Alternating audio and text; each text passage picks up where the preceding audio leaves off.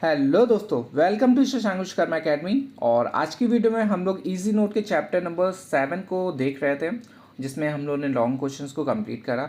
अब हम लोग शॉर्ट क्वेश्चन को भी देखेंगे, ठीक है। तो काफ़ी इंपॉर्टेंट वीडियो होने वाली है और काफ़ी इंपॉर्टेंट क्वेश्चंस हैं इस वीडियो में। तो वीडियो को पूरा देखिएगा, जिससे कि आप लोग को लिखने में हेल्प मिल सके, ठीक है। चलिए स्टार्ट करते हैं। इस पर दिया गया है विद्यालय के प्रकार। तो इस वाले क्वेश्चन में हम लोग देखेंगे कि विद्यालय के कितने प्रकार होते हैं। तो सबसे पहले विद्यालय के प्रकार। विद्यालय विभिन्न से प्रकार के होते हैं। यह विभिन्नता उनके स्वरूप, ढांचे, प्रशासन, विचारधाराएं, उद्देश्य और भौतिक संसाधन के आधार पर होती हैं, ठीक है। तो अलग अलग जगह अलग अलग विद्यालय होते हैं। जहाँ पे जिस विद्यालय की आवश्यकता होती है वहाँ पे उस विद्यालय को खोला जाता है। सबसे पहले केंद्रीय विद्यालय, सब लोग अच्छे से सब लोग नाम भी जानते हैं इसका, केवी। यह अखिल भारतीय स्तर संचालित है और यह केंद्रीय माध्यमिक शिक्षा बोर्ड सीबीएसई द्वारा मान्यता प्राप्त होते हैं। फिर इसके बाद है नवोदय विद्यालय। यह संस्थान केंद्र सरकार द्वारा संचालित है। जो ग्रामीण प्रतिभाशाली विद्यार्थी होते हैं उनके लिए है ये, और जिसमें निःशुल्क आवास होता है, भोजन होता है, शिक्षा की व्यवस्था करता है ये, ठीक है। यह केंद्र माध्यमिक शिक्षा बोर्ड द्वारा मान्यता प्राप्त होता है। ये भी सीबीएसई का ही होता है। और इसमें क्या है, थर्ड वाले में निजी विद्यालय। सब लोग अच्छे जानते हैं कि प्राइवेट विद्यालय कौन से होते हैं। ऐसे विद्यालय जिनका पूरा संचालन निजी संस्था द्वारा होता है। ऐसे विद्यालयों में कर्मचारियों का वेतन संस्था द्वारा ही दिया जाता है, जो कि काफ़ी आसपास आप लोगों को मिल भी जाएगा। फोर्थ क्वेश्चन है और फोर्थ पॉइंट है, इस पे दिया गया संस्कृत विद्यालय। या इन विद्यालयों में वेदों का अध्ययन कराया जाता है। पूजा, प्रार्थना, मंत्र और इनकी दैनिक गतिविधियों में शामिल होते हैं, ठीक है। मूलतः संस्कृत पर अधिक ध्यान दिया जाता है। तो इस पे क्या है कि दैनिक विधि में, लेकिन डेली विधि में आपको शामिल क्या क्या मिलेगा, पूजा हो जाएगी, प्रार्थना हो जाएगा, मंत्र हो जाएगा। तो संस्कृत कॉलेज में आपके संस्कृत पे ज़्यादा फोर्स करे जाते हैं।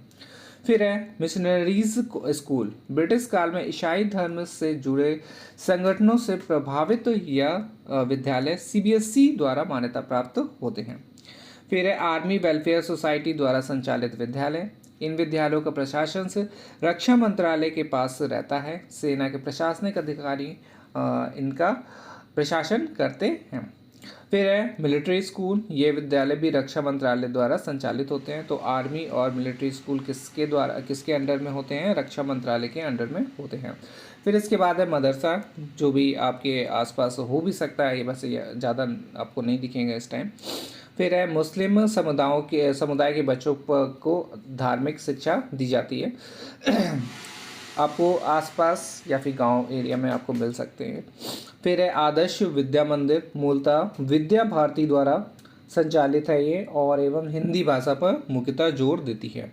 फिर लास्ट में आता है आपका सरकारी स्कूल, ठीक है, जिसपे सब लोग फोकस कर रहे हैं इस टाइम।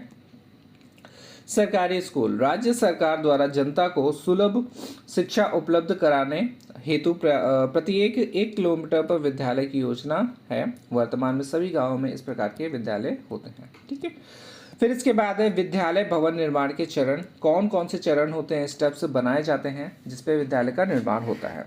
तो पहला है छात्र संख्या अनुसार से भविष्य आकलन सहित भवन के आकार का निर्धारण, ठीक है। तो जितने छात्र होंगे उसके अनुसार विद्यालय बनाना। और फिर इसके बाद है भूमि का प्रबंधन।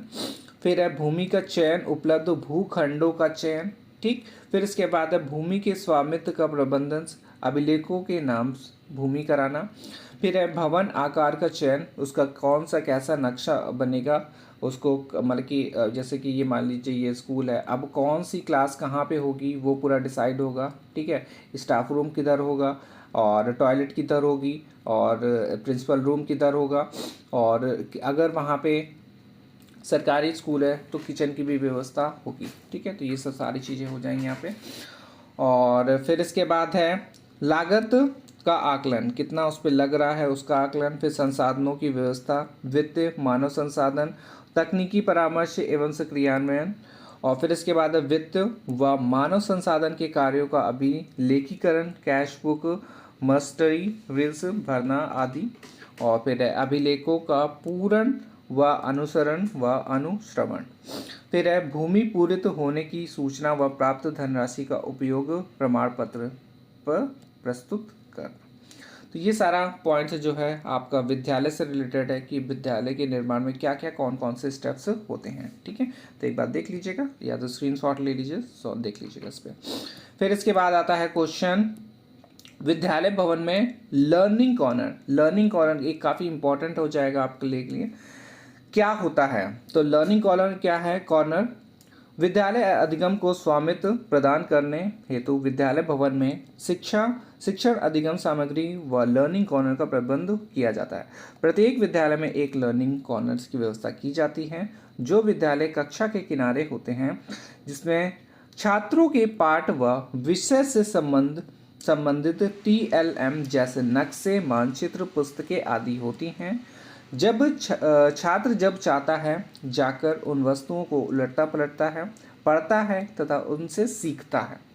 लर्निंग कॉर्नर के प्रयोग हेतु बच्चों को प्रेरित करने के लिए आकर्षण सामग्री व पुस्तकें संग्रहित की जाती हैं तथा शिक्षकों द्वारा प्रयोग के समय उचित दिशा निर्देश व जानकारी बच्चों को दिए जाएं ताकि बच्चे लर्निंग कॉर्नर का लाभ उठा सकें। इसमें गत वर्ष उत्तीर्ण कर चुके छात्रों की पुस्तकें भी लेकर रखी जाती हैं। ठीक है, तो लर्निंग कॉर्नर क्या होता है? सबसे इम्पोर्टेंट कि ऐसे छात्रों को पाठ व विषय सामग्री से संबंधित ये है TLM, ठीक है, जैसे नक्शे हो गए, मानचित्र हो गए, पुस्तकें हो गई, जिससे कि जो छात्र हैं, छोटे छात्र हैं, वो आगे पढ़ें, मतलब कि वो देखें उसको और उससे कुछ ना कुछ अपने आप सीखने की कोशिश करें। ठीक है, तो काफ़ी कुछ ऐसा होता है कि आप जब पढ़ाते हैं, पढ़ाने के साथ साथ जब ये बच्चे अपने आप से खुद से करते हैं तो और जल्दी से सीख लेते हैं। ठीक है, या सोचते हैं कि हाँ टीचर ने पढ़ाया था तो ये वो है वगैरह वगैरह।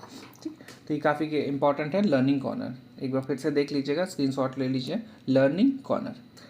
फिर इसके बाद है क्वेश्चन, विद्यालय भवन के प्रमुख जो कक्ष होते हैं इस पर प्रकाश डालिए। ठीक है, अब देखिए विद्यालय, सभी लोग विद्यालय में जा चुके हैं, सब लोग पढ़ के आए हैं, तो कौन कौन से कक्ष होते हैं उनको एक जल्दी से देख लेते हैं। तो सबसे पहला इंपॉर्टेंट है वो है प्रधानाचार्य कक्ष। विद्यालय भवन चाहे बड़ा हो या छोटा हो, प्रधाना अध्यापक कक्ष होना आवश्यक है। यह कक्ष ऐसे स्थान पर होना चाहिए जहां से प्रधानाचार्य स्कूल के सभी प्रशासनिक एवं शैक्षिक गतिविधियों का निरीक्षण कर सके। ठीक, मोस्ट इंपॉर्टेंट है ये। फिर इसके बाद है स्कूल वातावरण, कार्यालय, और इसमें दिया गया प्रधानाचार्य के कक्ष के पास ही विद्यालय कार्यालय भी होना चाहिए। कार्यालय का आकार इसमें काम करने वाले कर्मचारियों की संख्या के अनुसार होना चाहिए। ठीक है, तो कर्मचारी अगर कम है तो कार्यालय का जो रूम हो सकता है वो छोटा भी हो सकता है और बड़ा भी हो सकता है। ठीक है, वो डिपेंड करता है कि वहाँ पे कितने लोग काम कर रहे हैं अंदर। फिर इसके बाद है आगंतुक कक्ष। ठीक, विद्यालय में एक आगंतुक कक्ष भी होना चाहिए क्योंकि अभिभावक का आना जाना लगा रहता है।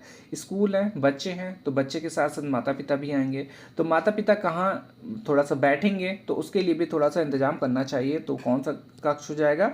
आगंतुक कक्ष। फिर इसके बाद है सभा कक्ष। विशेष अवसरों पर शिक्षक एवं छात्रों को एक साथ बैठने के लिए सभा भवन भी होना चाहिए। फिर इसके बाद है कक्षा कक्ष। छात्रों की संख्या के अनुरूप विद्यालय के कमरों की व्यवस्था होनी चाहिए। ठीक, तो जैसे जितनी भी कक्षाएं हैं उसके अनुसार से कक्षा कक्ष भी होना चाहिए कि एक ही कक्षा में 2 क्लासेस आप नहीं पढ़ाएं। फिर इसके बाद है शिक्षक कक्ष। शिक्षक कार्य लगातार करने पर शिक्षकों में मानसिक थकान से स्वाभाविक रूप से आ जाती है, इसीलिए खाली समय में शिक्षकों को आराम करने के लिए एक शिक्षक कक्ष होना चाहिए। ठीक है, जो स्टाफ रूम आप लोग बोलते हैं, तो ये भी होना इम्पॉर्टेंट है। फिर इसके बाद है पुस्तकालय। स्कूल है तो लाइब्रेरी भी जरूर होनी चाहिए। विद्यालयों की संख्या एवं आवश्यकताओं को ध्यान में रखते हुए एक स्कूल में एक पुस्तकालय कक्ष बनाया जाता है। ठीक है, फिर इसके बाद है विज्ञान कक्ष। ठीक, इस पे दिया गया है वर्तमान समय में सभी स्कूलों में विज्ञान की शिक्षा अनिवार्य रूप से दी जा रही है, इसीलिए प्रत्येक विद्यालय में एक विज्ञान कक्ष का होना आवश्यक है। ठीक, फिर इसके बाद है स्कूल कैंटीन। अब स्कूल में कैंटीन, तो ये हो जाएगा विद्यालय में प्रांगण में एक कैंटीन का होना भी आवश्यक होता है। फिर इसके बाद है शौचालय। ठीक, तो जो कुछ इंपॉर्टेंट है वो आप लोग को खुद ही समझ में आ गया।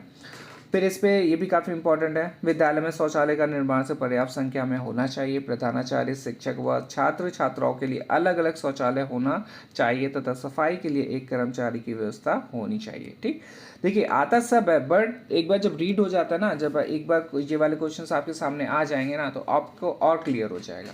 फिर इसके बाद आता है स्टैंड। विद्यालय में छात्रों की सुविधा के लिए साइकिल, स्कूल और आदि गाड़ियां खड़ी करने के लिए स्टैंड होना चाहिए। विद्यालय के मुख्य गेट के पास स्टैंड बनवाना चाहिए। ठीक, तो ये जितने भी पॉइंट्स ये आते हैं, बट एक बार जब रीड कर लेंगे ना, एक बार बुक से पढ़ लेंगे तो और अच्छे से आ जाएगा। ठीक है, तो बुक्स के सारे क्वेश्चन से और मेरे ख्याल से बहुत सारे आपको याद भी हो गए होंगे, क्योंकि ये बेसिक हैं। वही मैंने बताया ना कि जो भी ये वाले चैप्टर हम लोग पढ़ रहे हैं, ये खाली आप इमेज बनाइए, इमेज बनाएंगे, इमेज के अंदर आप लोगों को खुद ही समझ में आएगा क्या क्या आपका छूट रहा है, क्या क्या नहीं छूट रहा है, क्या क्या होना चाहिए, क्या क्या और ऐड कर सकते हैं। ये सारी चीज़ें आपको ऐसे समझ में आएगी। ठीक है, बिना इमेज के थोड़ा सा दिक्कत होगी, थोड़ी सी होगी, ज़्यादा नहीं दिक्कत होगी। इमेज बनाएंगे तो आपको रटना कम पड़ेगा, आपका ज़्यादा से ज़्यादा काम हो जाएगा इमेज से, कि जैसे कि यही हो गया प्रधानाचार्य कक्ष, स्कूल कार्यालय हो गया, आगंतुक कक्ष, सभा कक्ष। हो सकता है कि जब वैसे लिखें तो सभा कक्ष भूल भी सकते हैं। कक्षा कक्ष हो गया, शिक्षक कक्ष हो गया, फिर इसके बाद पुस्तकालय हो गया, विज्ञान कक्ष है, स्कूल कैंटीन है, शौचालय है, और लास्ट में क्या आ जाएगा, स्टैंड। ठीक है, स्टैंड भी हो सकता है भूल जाए, बाकी सब तो याद ही रहेगा।